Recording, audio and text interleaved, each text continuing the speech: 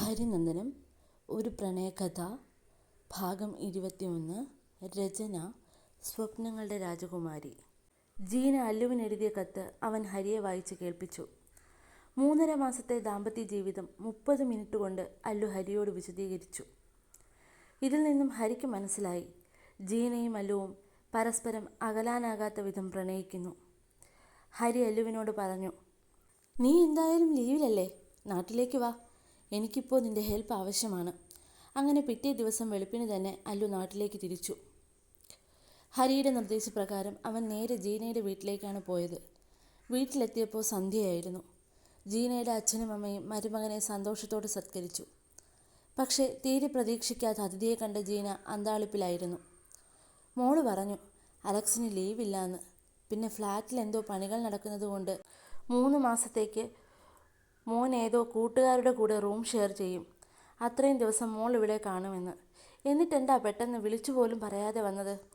മോൻ വരുമെന്ന് പറഞ്ഞിരുന്നേ എന്തേലും സ്പെഷ്യൽ ഉണ്ടാക്കിയേനെ. ഇതിപ്പോൾ കറികളൊക്കെ കണക്കാ. മോൻ ഇഷ്ടപ്പെടോ ആവോ? അത്താഴം വിളമ്പുന്നതിനിടയിൽ ജീനയുടെ അമ്മ പറഞ്ഞു. ഓ, എനിക്കിതൊക്കെ ധാരാളമായെന്ന് അല്ലുവും പറഞ്ഞു. രാത്രി കിടക്കാനായി റൂമിലെത്തിയ അല്ലുവിനോട് ജീന ചോദിച്ചു, എന്താ ഈ വരവിൻ്റെ ഉദ്ദേശം? നിങ്ങൾ സമാധാനത്തോടെ ജീവിക്കട്ടെ എന്ന് കരുതിയ ഞാനിങ്ങി വന്നേ.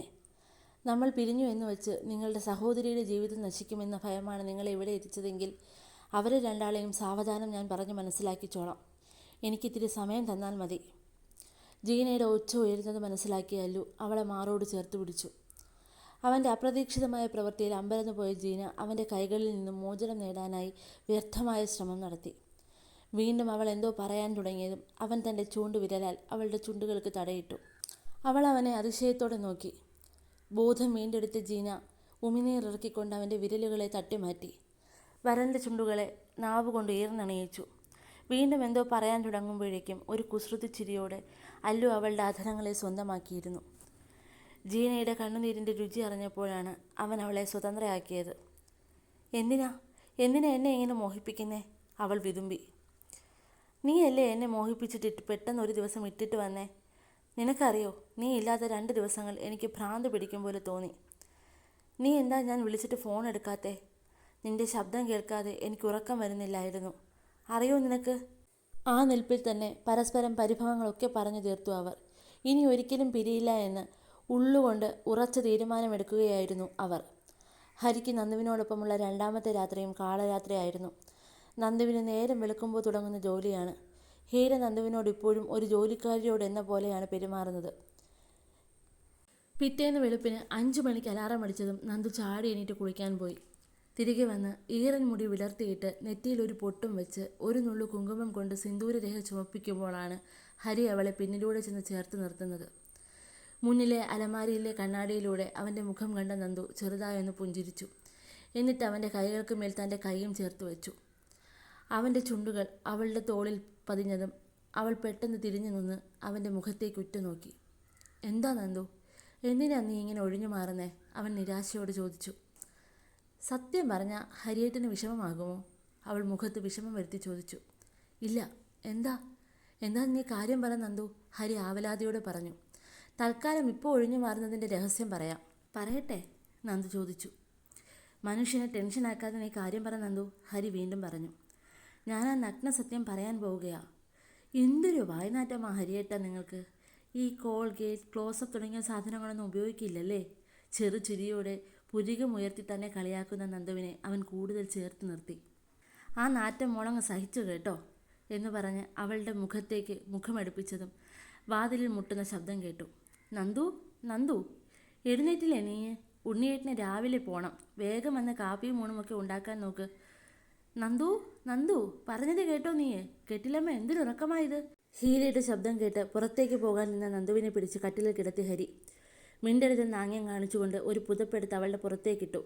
എന്നിട്ട് ഹരി പോയി വാതിൽ തുറന്നു. എന്താ ചേച്ചി ഇത്? ഒന്ന് ഉറങ്ങാനും സമ്മതിക്കില്ലേ? ഹരി ഈർഷ്യയോടെ ഹീരയോട് ചോദിച്ചു. നീ ഉറങ്ങിക്കോടാ, ഞാൻ നന്ദുവിനെയാണ് വിളിച്ചത്. നീ അവളെ വേഗം ഉണർത്തിക്കേ. ഉണ്ണിയേട്ടന് നേരത്തെ പോകണമെങ്കിൽ ചേച്ചി എഴുന്നേറ്റാൽ പോരെ? നന്ദു എന്തിനാ എഴുന്നേൽക്കുന്നേ? ഹരി ചോദിച്ചു. നീ കളിക്കല്ലേ ഹരി, എന്തൊക്കെയാണ് ഉണ്ടാക്കുന്നതെന്ന് അവൾക്ക് പറഞ്ഞു കൊടുത്തിട്ട് വേണം എനിക്ക് പോയി കിടക്കാൻ. എനിക്ക് ഉറക്കം ശരിയായില്ലേ പിന്നെ തലവേദന വരും, ഹീര അധികാരത്തോടെ പറഞ്ഞു. എന്നാൽ പിന്നെ ഉണ്ണിയേട്ടനോട് പുറത്തു നിന്ന് ഭക്ഷണം കഴിക്കാൻ പറയൂ. നന്ദു നല്ല ഉറക്കമാ, അവളെ ഉണർത്താൻ പറ്റില്ല. ഉണ്ണിയേട്ടൻ പുറത്തു നിന്ന് ഭക്ഷണം കഴിക്കില്ല എന്ന് നിനക്കറിയില്ലേ? ഉണ്ണിയേട്ടൻ്റെ വസ്ത്രങ്ങൾ അയൺ ചെയ്യാനുണ്ട്, അവളോട് എഴുന്നേറ്റ് വന്ന് എല്ലാം റെഡിയാക്കാൻ പറ. ഹീര വാതിൽക്കൽ നിന്ന് വീണ്ടും വിളിച്ചു. നന്ദു, എടി മഹാറാണി, ഒന്ന് എഴുന്നേറ്റ് വരുന്നുണ്ടോ? ആങ്ങളെയും പെങ്ങളെയും കുടുങ്ങി അവളുടെ പേരിൽ വഴക്കാകണ്ട എന്ന് വിചാരിച്ച് നന്ദു എഴുന്നേറ്റ് പോകാൻ തുടങ്ങി. നിന്നോടല്ലേ നന്ദു അവിടെ ഇരിക്കാൻ പറഞ്ഞത് എന്ന ഹരിയുടെ അലർച്ച അവളുടെ കാലുകൾക്ക് തടയിട്ടു. അതെ ചേച്ചി, ഇവൾ മഹാറാണി തന്നെയാ, എൻ്റെ മഹാറാണി. ഇവൾ ഇവിടുത്തെ വേലക്കാരിയല്ല. ചേച്ചിക്ക് ഇവിടെ വരാം, നിൽക്കാം, അമ്മയെ കാണാം, എല്ലാത്തിനുമുള്ള അവകാശമുണ്ട്. പക്ഷേ എന്നോടും അമ്മയോടും പെരുമാറുന്ന പോലെ മാന്യമായി ഇവളോടും ഇടപഴകണം. എന്താ അവിടെ ഒരു ബഹളം? താഴെ നിന്ന് രാധ വിളിച്ചു ചോദിച്ചു. അമ്മേ, ഇവൻ്റെ ഭാര്യയോട് ഇത്തിരി രാവിലെ അടുക്കളയിൽ കയറാൻ പറഞ്ഞതിൻ്റെ ചുരുക്ക് തീർക്കുന്നതാ ഇവൻ. ഞാൻ അവൻ്റെ ഭാര്യയോട് മാന്യമായി പെരുമാറുന്നില്ല എന്ന്.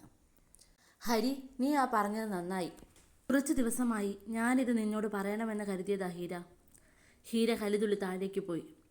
പുറകെ പോകാൻ നിന്ന നന്ദുവിനെ നോക്കി നീ നന്നാവില്ല നന്ദു എന്ന് പറഞ്ഞ് ഹരി തിരികെ ബെഡിൽ പോയി കിടന്നു. ചുമലിലേക്ക് നോക്കി കിടക്കുന്നവനെ കണ്ട് നന്ദുവിന് കുസൃതി തോന്നി. അവൾ കതക് ചാരിയിട്ട് തിരികെ വന്ന് അവനോട് ചേർന്ന് കിടന്നു. ഹരിയേട്ടാ, ഹരിയേട്ടാ. പിണക്കമാണോ? എൻ്റെ വായനാറ്റം വരും, നീ പൊയ്ക്കോ നന്ദു. ഹരി അവളിൽ നിന്നും അകന്നു കിടന്നു. അവൾ അല്പം കൂടി ചേർന്ന് കിടന്നു. നന്ദു ഹരിയോട് പറഞ്ഞു, ഇന്ന് നമുക്ക് മാധവി അമ്മയുടെ ഭർത്താവിനെ കാണണം. ഹരി, എന്തിന്? നന്ദു, അദ്ദേഹത്തിന് എൻ്റെ അച്ഛൻ്റെ മരണത്തെക്കുറിച്ച് അറിയാമെന്ന് എൻ്റെ മനസ്സ് പറയുന്നു. നേരം ഒന്ന് പുലർന്നോട്ടെ, നമുക്ക് കാണാം. ഹരി അവളെ സമാധാനിപ്പിച്ചു. തുടരും. Please like, comment, share and subscribe my channel.